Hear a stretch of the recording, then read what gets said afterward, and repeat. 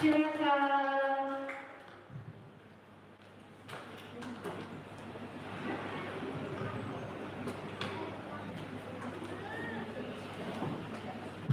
Halo teman-teman.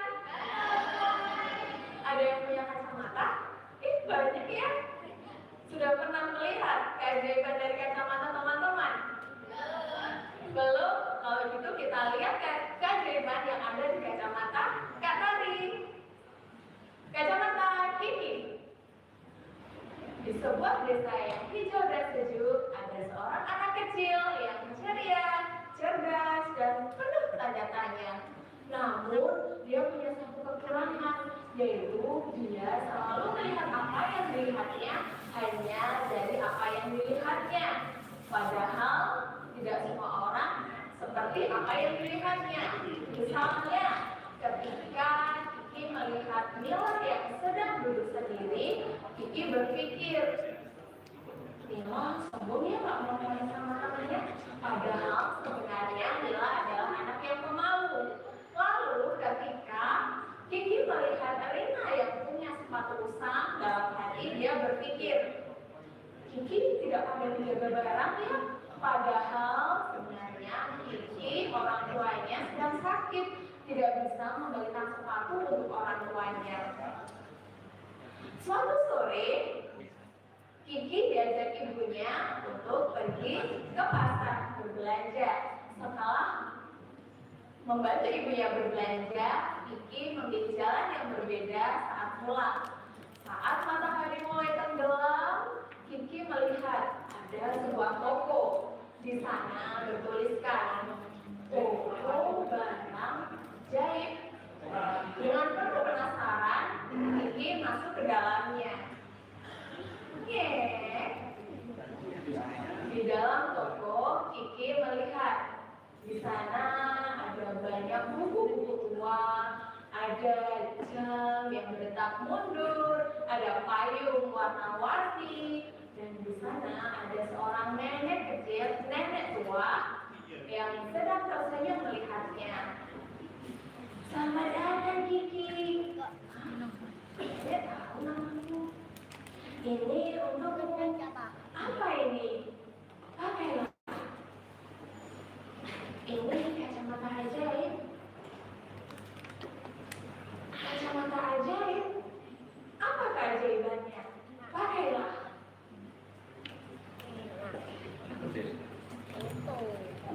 Wah, seketika berubah. Di luar jendela, Kiki melihat ada seorang bapak-bapak yang sedang bekerja. Di sekelilingnya muncul cahaya lembut yang seperti berbisik. Bapak ini setiap pagi membersihkan jalanan agar orang-orang yang lewat menjadi nyaman. Lalu ketika Kiki melihat seorang ibu yang sedang berjualan di pasar, ada sebuah cahaya yang berkata, ibu ini bekerja dari pagi hingga sore untuk membiayai anak-anaknya sekolah. Wah, kacamata ini benar-benar ajaib. Kiki berpikir, ternyata setiap orang memiliki kebaikannya masing-masing. Lalu Kiki berpikir, dia akan membawanya ke sekolah besok. Benar saja, ketika tiba di sekolah, Kiki melihat Mila yang sepatunya usang. Ternyata di belakangnya ada sebuah cahaya lembut yang seperti berkata, Mila ini ayahnya sedang sakit. Dia harus menabung untuk mengobati ayahnya. Kiki pun merasa sedih. Lalu ketika melihat Rina yang duduk sendiri, di situ muncul cahaya yang seakan berkata, Rina sebenarnya anak yang sangat pemalu. Namun sebenarnya dia pengen sekali berteman, tapi dia takut kalau temannya akan menolaknya. Kiki merasa sedih. Ternyata selama ini dia salah. Lalu dia mengajak Rina untuk bermain. Awalnya Rina tidak mau, dia takut dan malu. Namun ketika Kiki menggandengnya, dia pun mau bermain. Akhirnya mereka bermain dengan penuh canda tawa. Pada suatu malam, kacamata bersinar yang sangat terang. Kiki terbangun dari tidurnya. Cahaya apakah ini? Ketika didekati, ternyata cahaya itu muncul dari kacamatanya.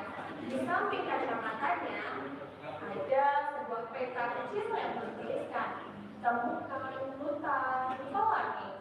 Sebenarnya Kiki penasaran, namun dia tetap mempercayainya. Suatu pagi, dia mengikuti ke arah peta itu berjalan. Tibalah ia sampai di sebuah hutan yang sangat luas. Di sana hutan warna-warni menjulang tinggi. Lalu seekor burung kecil berkata, "Iki, kami butuh bantuan." Kiki kaget. Burung bisa bicara. Kiki, hutan pelangi dalam bahaya. Hanya kamu yang dapat membantunya. Kiki pun menjawab, "Apa yang harus aku lakukan?" "Ada 3 ujian yang harus kamu lewati, Kiki. Namun, kamu harus melewatinya sebelum tengah hari." Sebenarnya Kiki ragu-ragu, namun ia pun mengikutinya. Ia berjalan mengikuti burung kecil itu. Itu pun berhenti. Ketika burung berhenti, Kiki melihat ada sebuah kotak penuh emas. Emas itu seperti berkata, "Ambillah, ini untukmu." Merasa bukan miliknya, Kiki tidak mau. "Aku tidak mau, ini bukan milikku." Seketika, kotak emas itu pun menjadi sebuah bunga-bunga yang bertebaran penuh warna. Burung kecil pun tersenyum. Lalu mereka berdua melanjutkan perjalanan. Di tengah perjalanan, burung kecil tiba-tiba berhenti lagi. Di sana ada seorang kelinci kecil yang sedang terluka. Sebenarnya Kiki ingin menolongnya, tapi ketika melihat jam, waktu akan segera habis. Jika ia membantu kelinci itu, maka ia tidak bisa melanjutkan perjalanan. Namun, Kiki tetap menolongnya. Ia merawatnya dan membantunya hingga kelinci itu bisa sembuh kembali. Dan akhirnya kelinci itu bisa pergi ke belakang semak. Dengan rasa kepeduliannya itu, maka terbukalah pintu menuju tujuan. Di sana ada sebuah gua yang sangat besar, yang di depannya ada sebuah bayangan hitam. Bayangan itu berkata, "Akulah ketakutanmu, menyingkirlah, pulanglah." Sebenarnya Kiki takut, namun dia mengingat kembali apa yang sudah dipelajarinya. Ia menjawab, "Aku tidak takut, aku akan mengikuti tujuanku." Seketika bayangan itu pun menghilang. Di balik bayangan itu ada sebuah pohon yang sangat tinggi. Itu adalah pohon terbesar yang pernah Kiki lihat. Di sana daun-daunnya layu. Kemudian burung berkata, "Ini adalah pohon hati, di mana dia bersyukur hanya dengan kebaikan, kepedulian, kejujuran, dan keberanian." Lalu, apa yang harus aku lakukan, kata Kiki? "Kiki, tunjukkanlah kebaikanmu." Kiki pun memejamkan mata. Ia mengingat apa yang telah dilakukannya. Ia teringat ketika membantu Doji, mengajak Rina bermain, mengajak Mila bermain.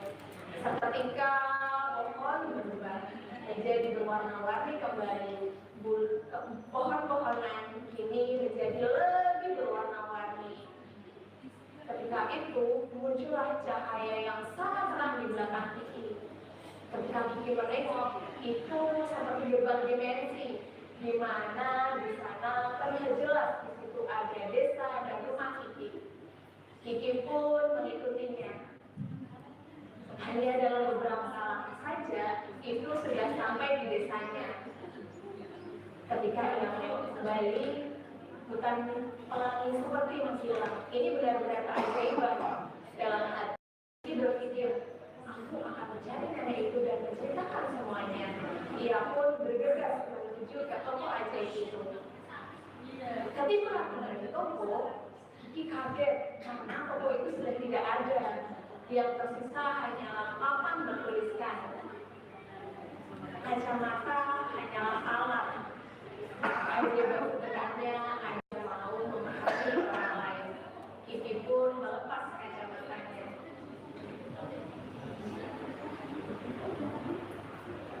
Namun anehnya, ketika Kiki melepas kacamatanya, dia masih bisa melihat kebaikan orang-orang di sekitarnya. Ternyata setiap orang punya cerita, perjuangan, dan kebaikannya masing-masing. Kini Kiki telah belajar menjadi anak yang lebih ramah, peduli, dan mau memahami orang lain. Terima kasih. Sama-sama Kak. Oke. Silakan Kak Pura. Kak Rima. Ngomong-ngomong soal kacamata ini. Dulu aku juga pernah punya mimpi. Punya mimpi. Dulu mungkin sekarang masih ada yang suka kartun Doraemon. Nah, di situ dia kan ada di sininya ada kantong ajaib. Di sini ada kantong ajaib yang dimana kita mau minta apapun, ingin apapun kita minta ke kantong itu nanti dikabulkan Kak Rima. Bener banget. Iya. Tapi dari cerita Kak Pari, dia menceritakan tentang kacamata ajaib. Iya. Kacamata ajaib ini tak kiranya sebelum Kak Pari menceritakan ya. Kirain ketika kita kacamata itu ketika kita minta sesuatu bakal dikabulin. Oh kayak itu kantong dulu ya. Betul. Saya mikirnya kayak gitu. Ternyata jauh dari yang aku kayaknya. Pesan mamanya juga luar biasa.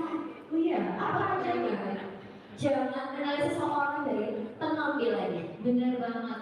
Karena tidak semuanya itu hanya bisa terlihat secara kasat mata. Hanya dari penampilan yang bahkan hanya kita lihat satu atau dua kali. Iya, dua sekali. Dan yang kedua juga gimana? Setiap orang itu memiliki perjuangan yang tidak selalu terlihat. Contoh misalnya Kak Imam, kan kita di kampus nih, ya. Besok tentu ada wisuda. Bener banget. Orang lihatnya bangganya ketika kita sudah maju di wisuda. Iya. Euforia, orang itu euforia. Betul. Tapi siapa tahu sih malam begadang, mungkin ada problem di hal lain bukan di skripsinya. Akhirnya membuat skripsinya itu maksudnya cara ngajalannya itu gak semangat gitu ya. Nah, kita kan nggak tahu ya. Yang orang tahu ketika sudah wisuda. Contohnya udah selesai. Betul. Tadi ada di pagi itu ada tari apa Kak? Dola ya. Tari dola.